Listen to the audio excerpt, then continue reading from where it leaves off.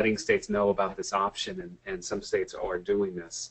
But also in most states, the state only has the obligation to pay up to the Medicaid authorized amount, and in reality the provider may receive little or nothing.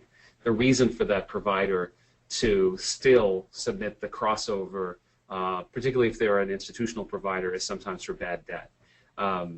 So either way, the Quimby protection applies whether or not Medicaid pays anything, and whether or not the provider even tries to bill Medicaid. The protection is a Quimby protection, it's a federal protection, and is not contingent upon whether Medicaid pays anything at all.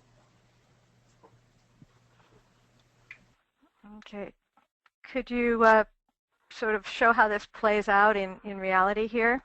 Right, so let's go through that. So how this would work is that Medicare, and let's take the simplest example of the outpatient Part B services.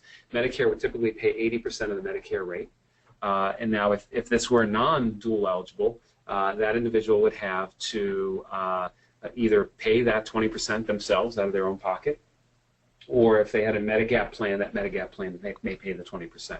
Here in the dual context, Medicaid theoretically would cover the remaining 20%, but as we said, only required to pay up to the Medicaid amount. And let's see how that might work. So the example of the provider payment would be the simple example of $100 would be the Medicare allowed amount for the office visit. Medicare would pay the provider 80% of that, which is $80. The Medicaid allowed amount for the office visit is $70. And so because 80 is more than 70, or the Medicare payment to the provider exceeds